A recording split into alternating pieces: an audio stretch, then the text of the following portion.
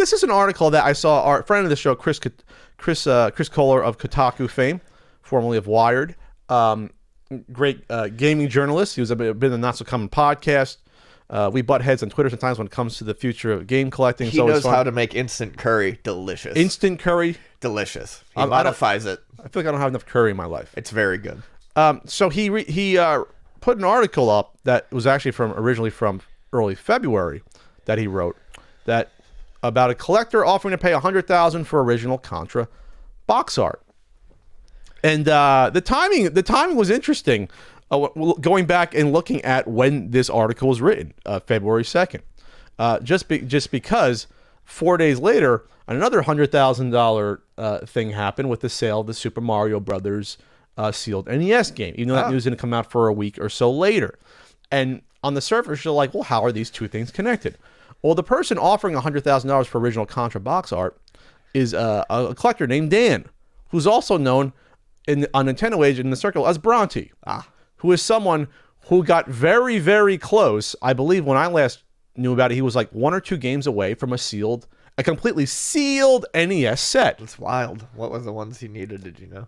I don't know specifically which ones. I heard rumors of one of them, but it would shock you because it was not a rare game. It was just one that you never found sealed. And he wouldn't tell the community about it because then they would jack the price of the people that have it. Gotcha. But 99% sure, everyone in the world is sure that this is the man who sold the sealed Super Mario Brothers for $100,000 because he had almost every game when there's only one known Super Mario Brothers. So this is the man. This is a man, but this is also a guy that he seems like a nice guy, but oh boy, when I was posting on Nintendo Age regularly back in like 2008, 9, 10, boy, did we butt heads in about sealed collecting and grading and things in threads back then. I mean, we went back and forth. Me and this individual from Canada, I believe, a 42-year-old accountant from Vancouver, British Columbia. Nice man, but boy, this when I reference about people not being true game collectors that are into sealed collectors, this is like an example. Because I remember in our threads of us discussing it where I said this is why materially sealed game collecting is different than regular game collecting. Because sealed game collecting, you're only concerned about the box quality and more so the sealed quality. Sure. If you're a game collector, you're more concerned about acquiring a game and materials related to that game and potentially playing those games. Sure. To me, it's different. It's like with record collectors. Most record collectors would want to play potentially a disc at one point or an album. Record collectors who leave their stuff sealed are dumb because over time the plastic shrinks and brings in the corners and ruins the corners of the records. So in that case, it sounds like it's similar. While there are people that might be sealed record collectors, they're the minority, and the rest of the collectors like, well, you're materially different because you're not experiencing what you're collecting. Sure. Is that fair? Yeah. Because you can display a sealed game up, but it's to me the same as displaying a box game up. The art's the same exact thing. It's materially the same thing, which is why I can't wrap my head around if this is going to take off with WATA and auctioning games. It's like, yeah, there's one seal, Super Mario Brothers with a sticker seal, but you can find a sticker Super Mario Brothers fairly easily. Right, the type of people who are going to be interested in collecting that are it's a small percentage. To me, it's different than comic book graded collecting because it's not like anyone can go out and just find like an Amazing Fantasy 15 laying around to begin with, the first Spider-Man.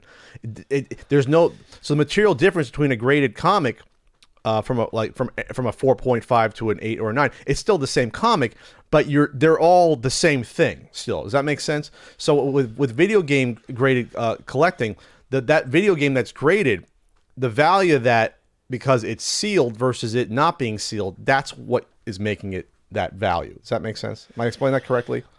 I agree mostly with you. Not 100%, but yes, it makes sense. Sure.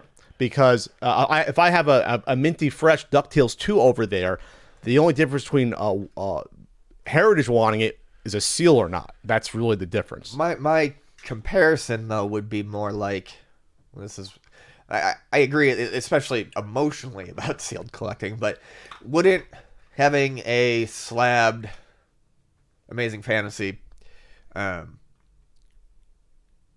then having a trade paperback version of it be the same as having a sealed NES game and then having a ROM version of it? Yeah, that would be a better comparison.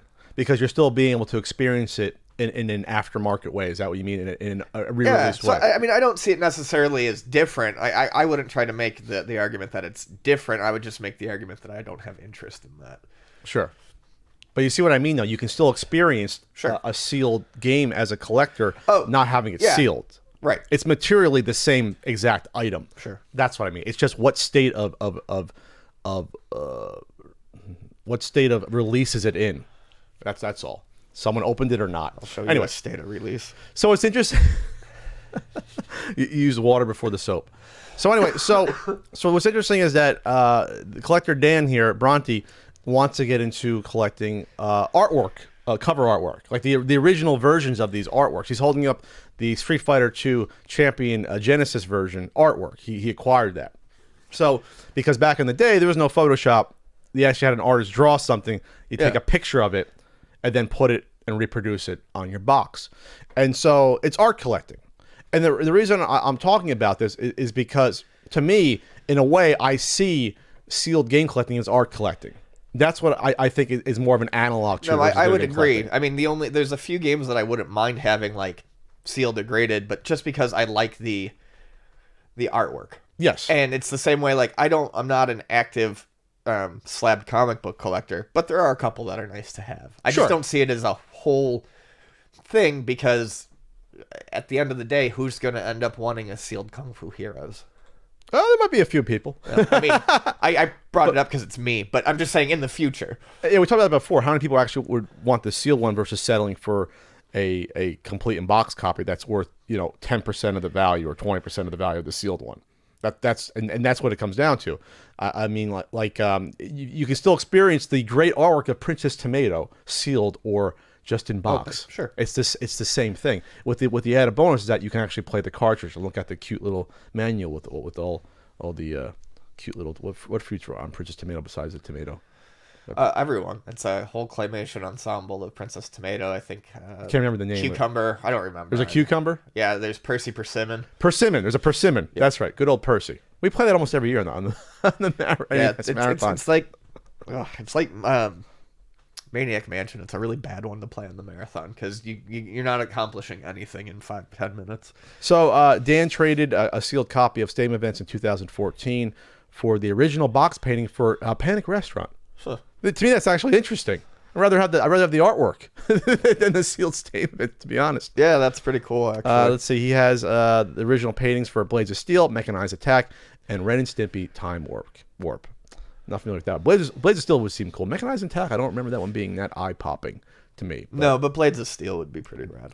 Most of the Konami stuff is fantastic. Yeah. So I guess the Contra one that he's after, it exists.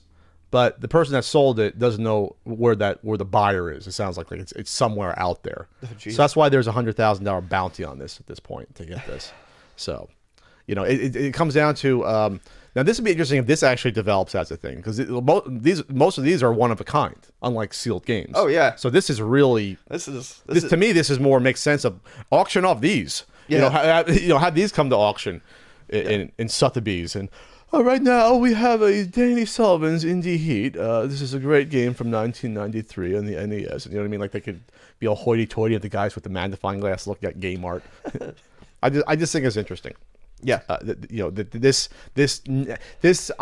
Some of the guys show up that do the art come to like Portland, other events like that. But a lot of those guys don't even.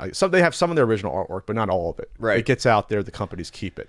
So. All right, anything else? Yeah, check out the article from Chris. It's very interesting, and like I said, Dan seems like a good guy. Boy, we used to butt heads back in the day.